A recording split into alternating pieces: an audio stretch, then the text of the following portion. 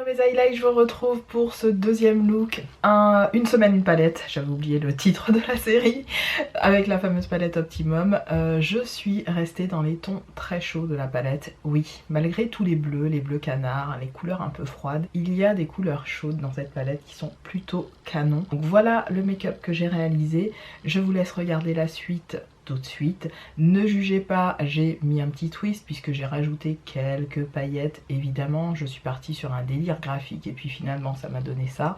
Beaucoup d'enlumineurs, je sais certaines n'aiment pas, moi c'est mon kiff. Allez, je vous laisse regarder la suite, c'est parti. Alors c'est parti mes highlights, je vous montre ce que je fais pour préparer ma peau comme d'hab. J'applique mes bases, entre autres un SPF de 50. Je vous faisais signe que j'avais simplement hydraté ma peau et je viens appliquer mon baume à lèvres.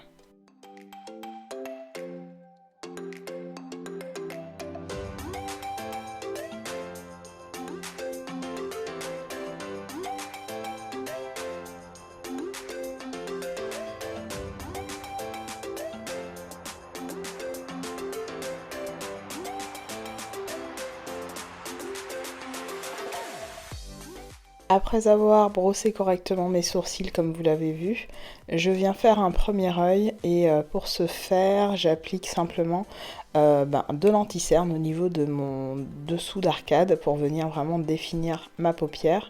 Et ensuite j'applique ma P. Louise qui est tout simplement une base que vous avez déjà vue, qui a été utilisée plein de fois et qui me permet simplement d'appliquer les couleurs. Je la trouve pas mal mais pas exceptionnelle.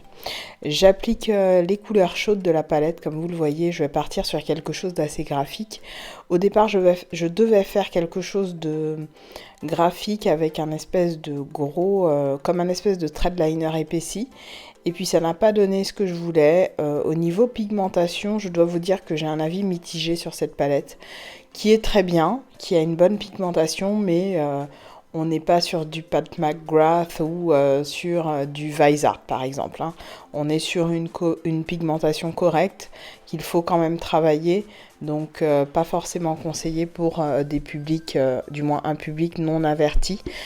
Faut savoir un petit peu utiliser les couleurs, manier le pinceau pour pouvoir jauger et surtout apprécier comment dirais-je, de jouer avec la pigmentation et justement de faire en sorte que le pigment soit plus présent.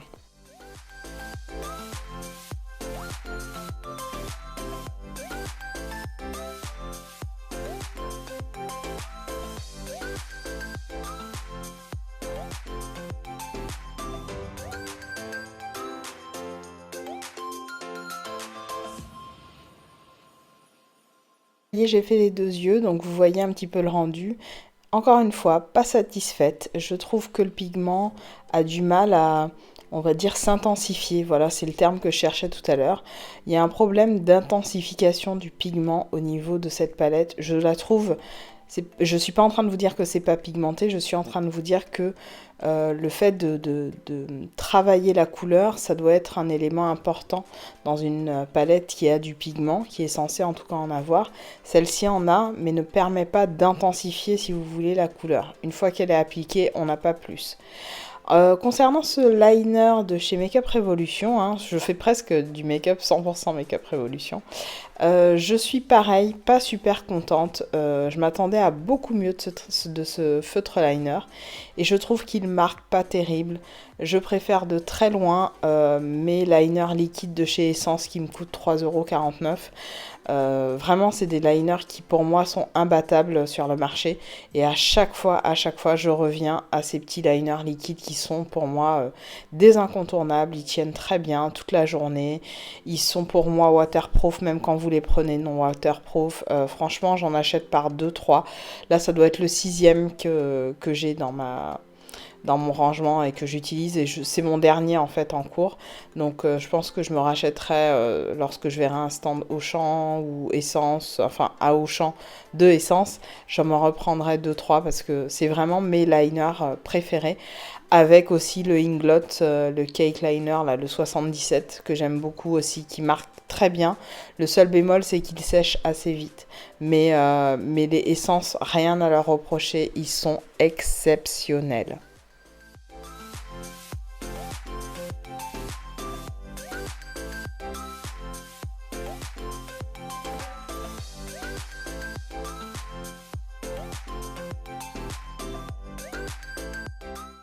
Je vous ai pas montré car effectivement j'ai appliqué hors caméra ma base. Donc quand je parle de base, je parle de mon fond de teint, de tout en fait le reste de mon visage.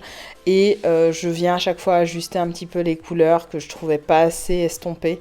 Je viens appliquer mon anti-cerne en caméra. Je pensais que je vous avais squeezé cette partie, mais non, je voulais laisser. Pareil, je fais un mélange de plusieurs concealers. En ce moment, j'utilise pas mal ceux de chez NYX, les Can't Stop, Won't Stop, qui sont pas mal. Je ne les rachèterai pas, mais ce sont de bons anti-cernes qui fonctionnent plutôt bien. Après, je les trouve un petit peu épais pour ma peau. Je vous le rappelle, hein, j'ai une peau sèche.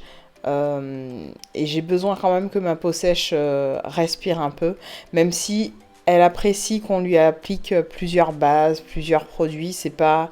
J'ai cette chance-là avec ma peau, c'est-à-dire que je peux superposer les produits, ce n'est pas gênant et au contraire, généralement ça tient assez longtemps durant la journée. Et voilà quoi, sauf que là pour le coup ces anti-cernes-là ils sont un petit peu épais. Donc je vous ai passé la partie contouring et je vous montre la partie baking, donc juste l'application simplement de mes poudres. Et là je viens renforcer mon coin interne. Je ne sais plus très bien ce que j'ai mis en pop-up de coin interne, je ne sais plus.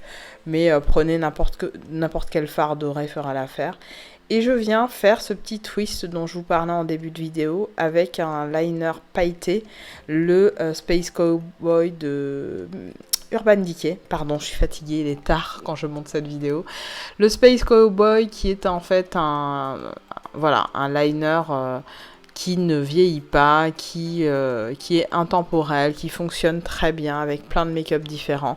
Le problème c'est qu'il faut à chaque fois attendre un petit peu qu'il sèche parce qu'il a tendance à bouger un peu. Il me semble que j'ai appliqué 2 couches pour chaque œil, 2 ou 3 couches pour chaque œil pour que le côté paillette puisse ressortir.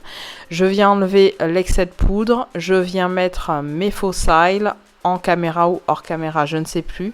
Et au niveau des blushs, je vais appliquer le Glorify de chez MAC qui est en fait un enlumineur d'il y a très très longtemps. Je vous en parle assez souvent. C'est une de mes pièces rares de ma collection make-up. Et j'ai pris le Taj Mahal, le fameux blush de chez NARS qui est orangé, qui est vraiment magnifique pour une peau noire. Je vous invite à vous pencher dessus si vous ne l'avez pas.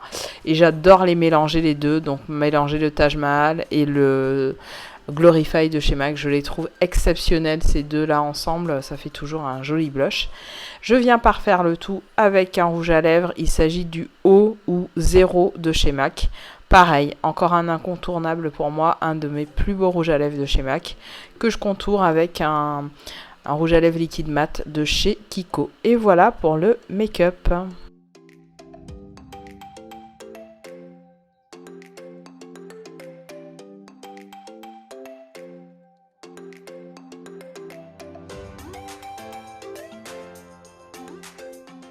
Shame on me, j'oubliais le plus important, la partie en lumineux, les gars.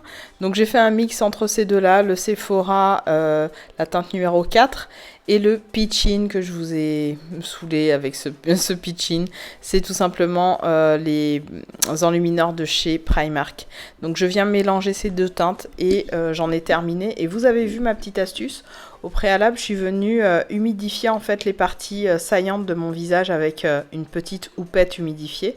Et ensuite, avec un pinceau, je viens appliquer le tout et ça vient faire popper tout simplement l'highlighter. Je vous laisse sur ce, regardez la fin et je vous retrouve quoi qu'il arrive demain pour l'autre vidéo, le 3e look.